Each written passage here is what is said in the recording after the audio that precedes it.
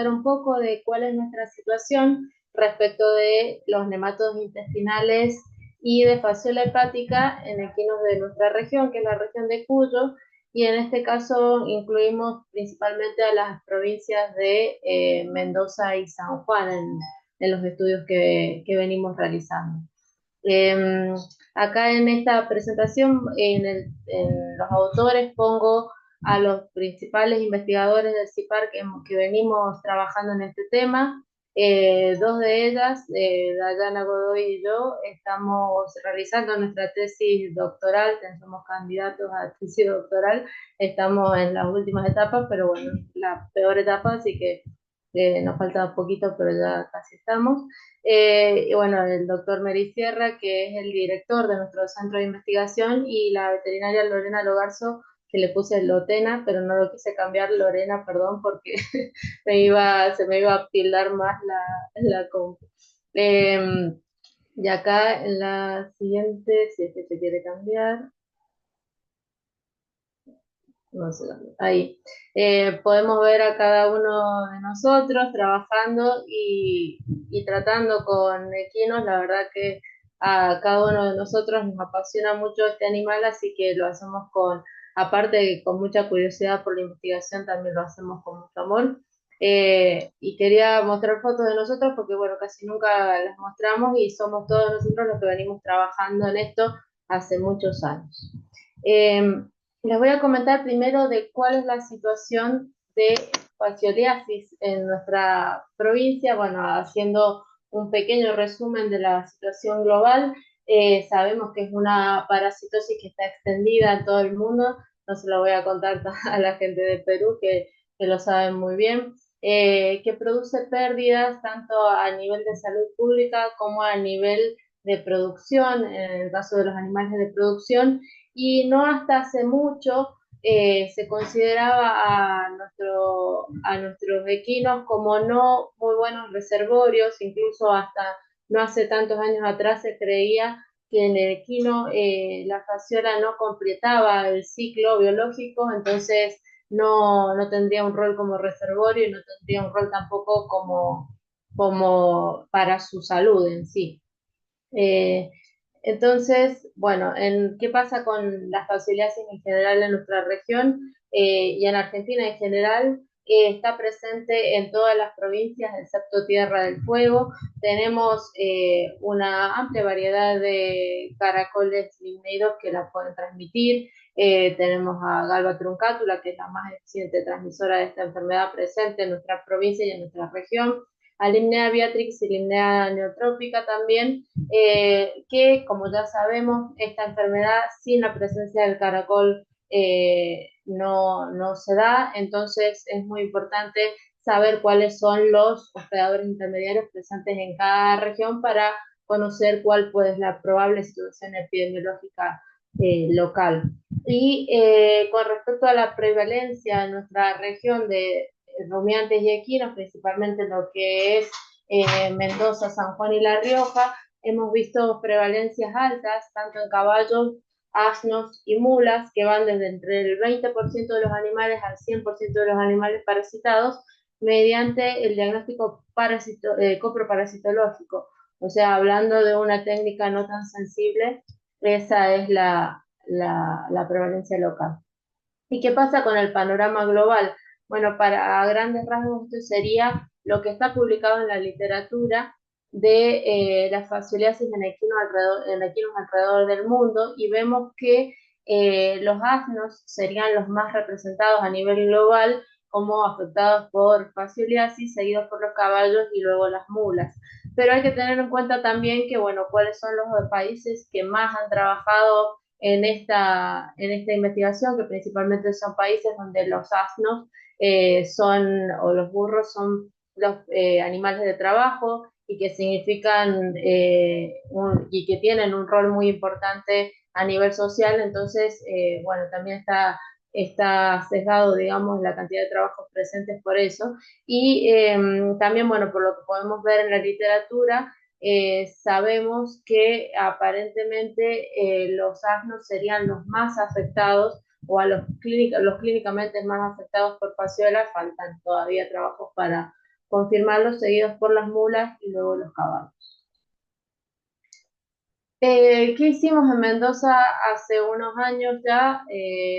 Muestreamos en una zona de nuestra provincia, que son zonas de valles andinos, en la zona de Potrerillos, Pedriel y el Manzano Histórico, que son zonas de valles, eh, que ya sabemos que son zonas endémicas para la presencia de fasciola en otros animales. Entonces mostramos 68 caballos de trabajo, ¿no? Caballos que se utilizaban principalmente para cabalgatas recreativas o para trabajos en el campo. Entonces se tomaron muestras de sangre, de materia fecal, y se recolectaron los datos de los caballos, de reseñas de anamnesis, y a los animales que resultaran positivos se los trataría con una dosis única de triclavendazol, y luego del tratamiento se haría un seguimiento al mes y a los 4 meses para evaluar cómo seguían estos animales y si habían reinfecciones. Entonces, se determinó que la prevalencia en estos caballos era del 25%, es decir, 17 de estos caballos estaban parasitados, o sea que presentaban huevos al análisis coproparasitológico. La cantidad de HPG o huevos por gramos de materia fecal fue de 0,38, que teniendo en cuenta los kilos de materia fecal que elimina un equino por día, un caballo por día, serían 3.900 huevos al día que puede eliminar un hospedador equino al ambiente. Y la edad, la edad promedio de los animales afectados fue de 6 años. En esta zona donde nosotros estudiamos, el 70% de los animales eran machos, el 100% de los caballos eran mestizos y, como les decía, utilizados para cabalgatas turísticas principalmente. Y el 100% de estos animales se alimentaba de vegetación adyacente a arroyos y surgentes, y residía en ese lugar, en el lugar donde los mostramos, hace más de 3 años, la mitad de los animales. Entonces, ¿qué pudimos ver en la hematología y la química? Que aproximadamente el 10% de los animales presentaba anemia normocítica normocrómica, compatible con una enfermedad de cierta cronicidad, eh, y una disminución significativa de las plaquetas. En el leucograma podíamos ver un desvío a la izquierda regenerativo en 60% casi de los animales, y el 41% de los animales presentaba linfopenia. Luego del tratamiento, post-tratamiento, los valores de leucocitos y principalmente neutrófilos disminuyeron y la linfopenia persistió. Con respecto a las enzimas hepáticas, hubo un aumento significativo de las enzimas GOT, de la enzima GOT durante la fase de reinfección, porque, como les contaba, hicimos un tratamiento, un remuestreo al mes y a los 4 meses, y a los 4 meses, donde se entendía que había ocurrido la reinfección y se confirmó por medio de análisis coproparasitológico, se pudo ver que aumentaban nuevamente las enzimas hepáticas, principalmente la GOT. También, bueno, vimos que había una disminución significativa inicial del colesterol, un aumento de la gamma GT, y de las proteínas había una disminución de las albuminas.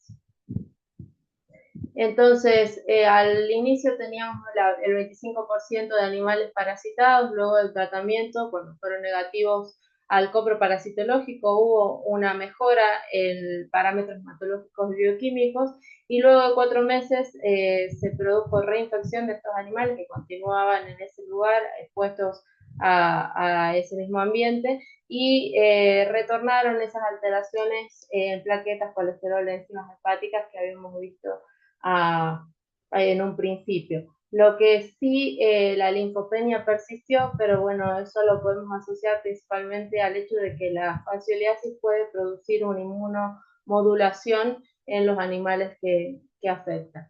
Entonces, antes de pasar al otro, queríamos destacar de este trabajo bueno, que confirmamos que los animales, que los equinos son animales susceptibles, que tienen, que actúan como reservorios de esta enfermedad, que son importantes reservorios en nuestra provincia, por lo que hablaba Roberto antes, en nuestro país también, porque tenemos una gran movilidad de equinos, pues ya sea por cuestiones de trabajo, por cuestiones de deporte, y además podemos ver que el curso de la enfermedad es crónico y que se producen reinfecciones, o sea que el equino no sería resistente a las reinfecciones por fasciola hepática.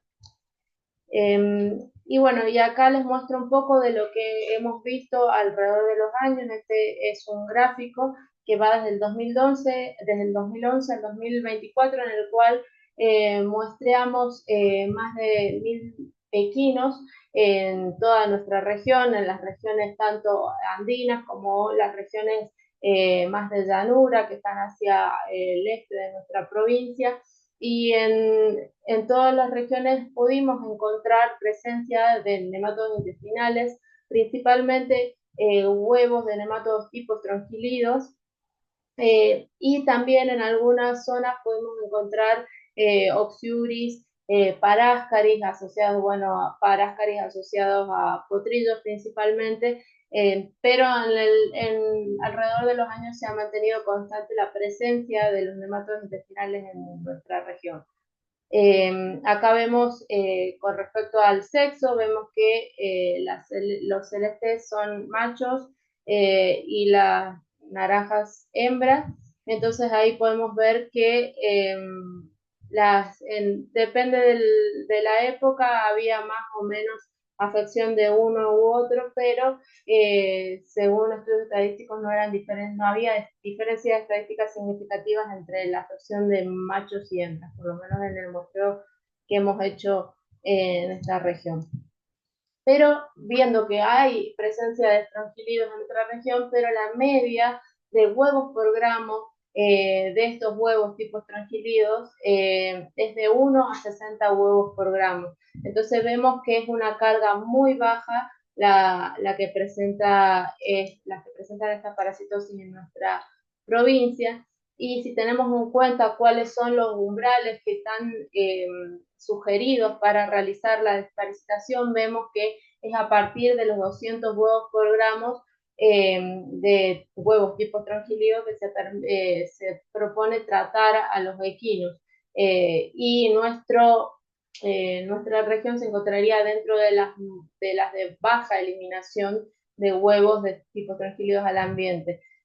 Salvo como en algunos casos aislados, como decía Roberto, donde se forman microambientes y que el clima del lugar da las condiciones propicias para que estas parásitos se desarrollen. En la mayoría de las regiones de nuestra zona, la eliminación de huevos es baja. ¿Cuándo tendríamos que tener en cuenta que, bueno, tenemos baja cantidad de huevos por gramo de materia fecal y los principales huevos eliminados siempre son, según la literatura, de pequeños estróngilos, pero tenemos que determinar si en nuestra región hay o no grandes estróngilos, porque con bajos huevos por gramo de materia fecal también pueden producir daños graves en los equinos. Entonces ahí viene la importancia de hacer estudios más profundos y hacer cultivo de larvas. Entonces, si uno realiza cultivo de larvas, puede saber qué está pasando. Ahí volvemos a lo que es la situación epidemiológica de un lugar, qué está pasando con los nemátodos de mi región, si son o no grandes estróngilos. Y en un trabajo que realizamos, no me acuerdo si el año pasado o el anterior, de cuáles eran las especies de estrófilos presentes en caballo de la provincia de Mendoza, mostramos en diversas regiones, tanto regiones de llanura como regiones más de montaña, y pudimos determinar que todas las especies de estronquilidos halladas en esos muestreos eran ciertos dominios, eran pequeños estróngilos. Entonces, bueno, con las bajas cargas que habría y con esta presencia de este tipo de estronquilidos no sería lo indicado tratar.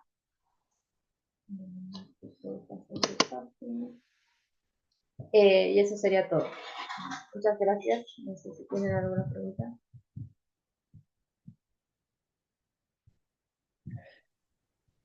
Bueno, muchas gracias, Gisela. Eh, no sé, ¿alguna Gracias, Gise. pregunta, Gracias. comentario, observación? Hola, sí, yo. Oye, me encanta el trabajo último que hicieron de cetosóminos, porque en realidad yo también he enfocado un poco mi tesis hacia la doctoral hacia los estrófilos pequeños, porque es la nueva onda. Y sobre todo, me interesa mucho lo que hicieron. ¿Me puedes contar un poquito de la metodología, lo de la identificación, todo esto? Porque en realidad me imagino que debe haber sido un trabajo bastante maratónico para poder conseguir las muestras, porque incluso mencionan de que son quinos de trabajo, ¿no? Sí, la verdad que eso es lo que hablaba ayer con Dayana Godoy, que ella, bueno, ella está haciendo su tesis en fascioliasis en equino, eh, y venimos muestreando hace casi 4 o 5 años, caballos por todo Mendoza y San Juan, eh, siempre en colaboración con los colegas que están en la práctica privada, que por ahí nos permitían o nos el acceso a esos productores o a esos propietarios.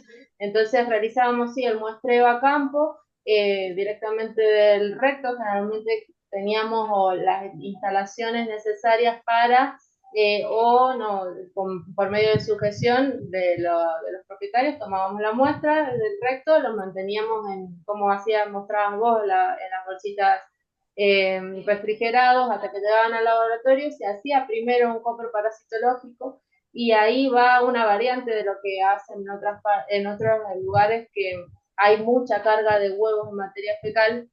Entonces eso te permite hacer un conteo con cámara de McMaster. Bueno, en nuestra zona, como hay tan baja carga, lo que hacemos es una modificación, y cuantificamos, mediante una flotación simple pesada, una técnica de Wisconsin. Entonces contamos con una regla de tres simple cuánto pesamos, cuánto encontramos, y con esos los que presentaban huevos en materia fecal que permitían, por lo menos a partir de 20 huevos por gramo de materia fecal, ya podíamos hacer un cultivo.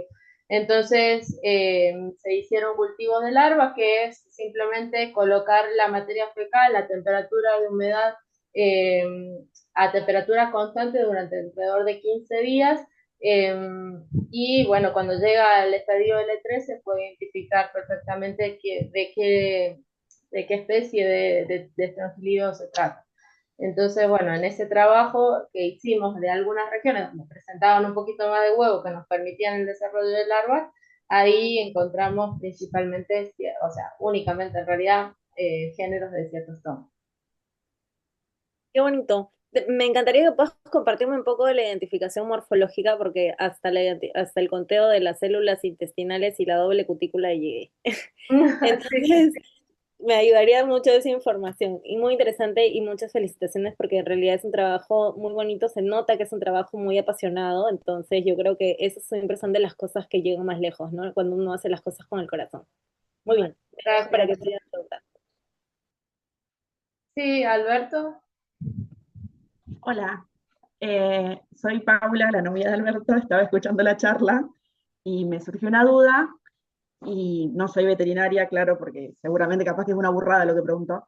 Quería saber si hay diferencia entre la carga parasitaria dependiendo la raza del caballo o el uso del caballo. Eso. Por lo que hemos visto nosotros, más que nada varía la carga entre lo que es, mula, caballo y burro, principalmente lo que es fasciola hepática, por ejemplo. Ahí vemos que las cargas son más altas en burros, las más altas, y luego en mulas, y en tercer lugar en lo que serían los caballos. Y dentro de los caballos no varías, la presencia o no de un parásito de acuerdo a la región. Por ejemplo, no sé si me dijiste eras de Mendoza o de otro lugar. No, yo soy de San Nicolás, de Buenos Aires, cerca de Rosario.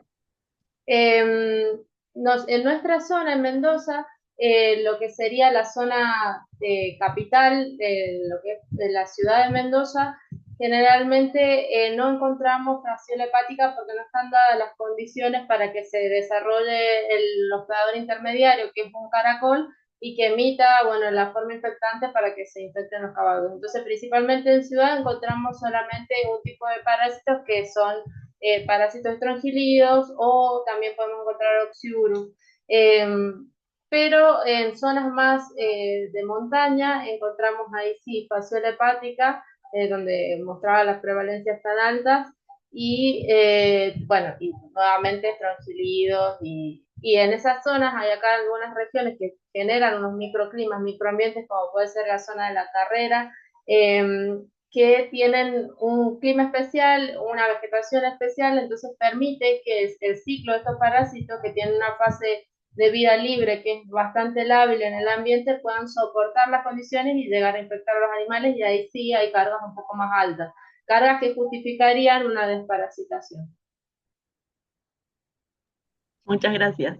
No, Eh, Aprovecho la pregunta de recién, a ver si alguno de las otras colegas tiene algún conocimiento de alguna predisposición racial, porque en lo que es fasciola hepática en ovejas, por ejemplo, sí está descrito que ciertas razas, las razas británicas son más resistentes, las ibéricas son más susceptibles, pero en equinos yo nunca escuché de una susceptibilidad racial.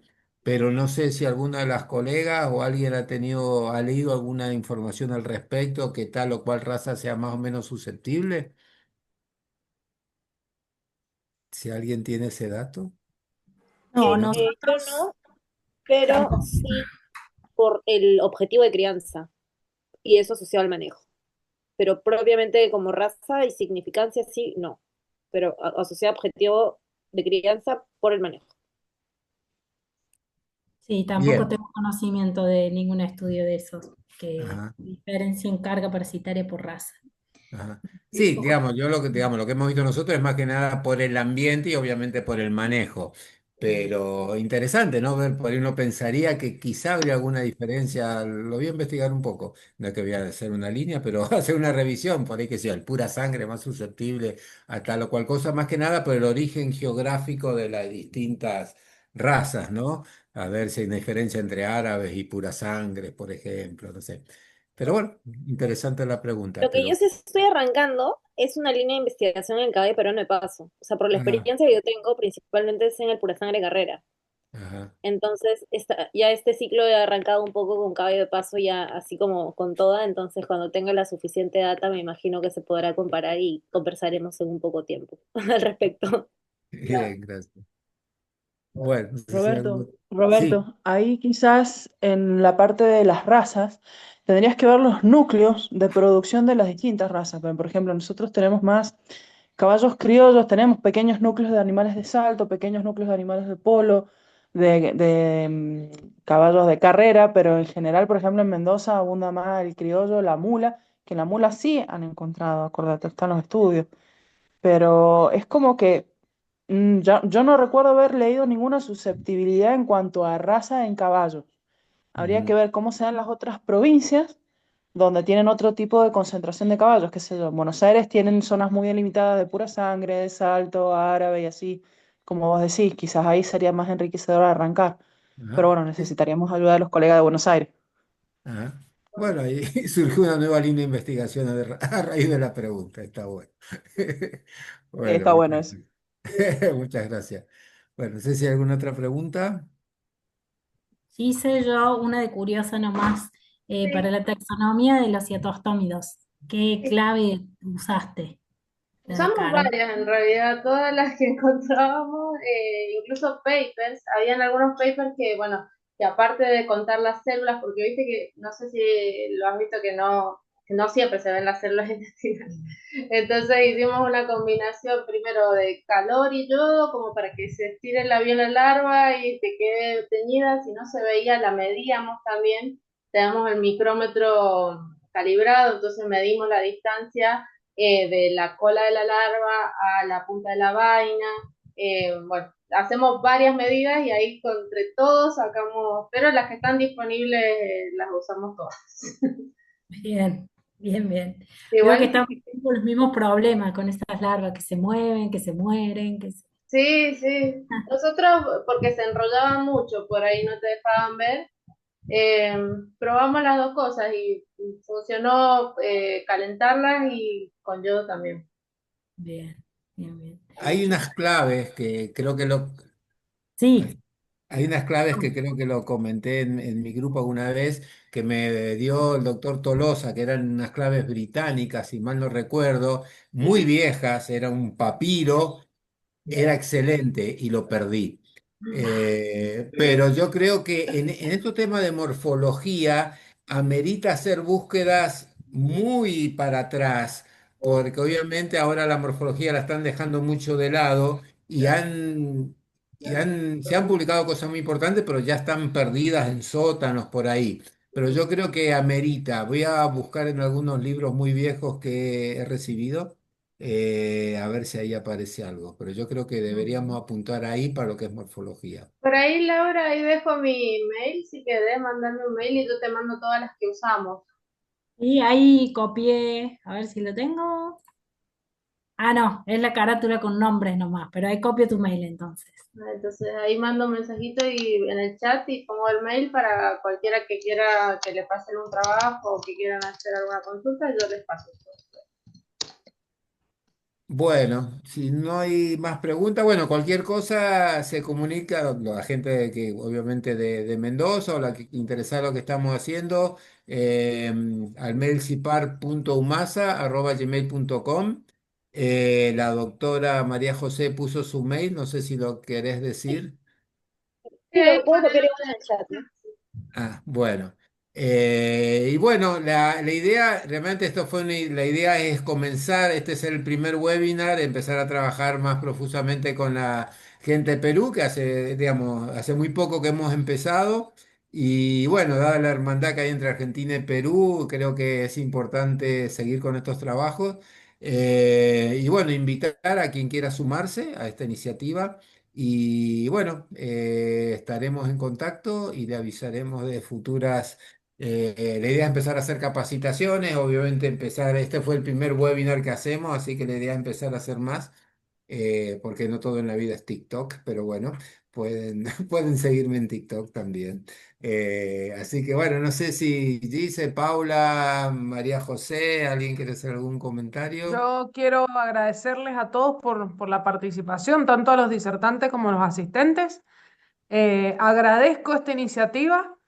Y a todos los asistentes que si le ha quedado alguna duda, perdieron el contacto, se pueden comunicar con la facultad, que les vamos a facilitar los correos tanto de María José como Roberto o como Gise, que son los que han estado disertando. Y que, bueno, muchísimas gracias. Valoro mucho en esta época del año hacer un webinar. Así que, bueno, muchas gracias y felices fiestas. Bueno. Bueno, muchas gracias. Gracias María José, gracias Laura por todos los aportes. Ya te vamos a invitar a que des unas charlas. Y bueno, estamos en contacto con